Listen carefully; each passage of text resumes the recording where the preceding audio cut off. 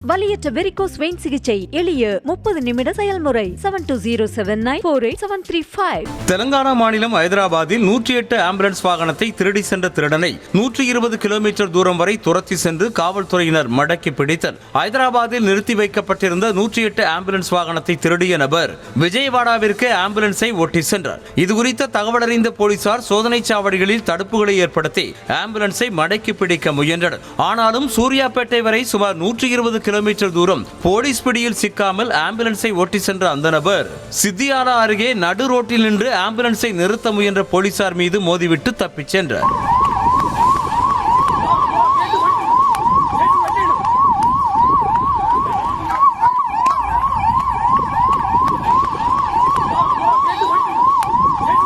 வலியற்ற varicose vein சிகிச்சை எளிய 30 நிமிட செயல்முறை 7279487335.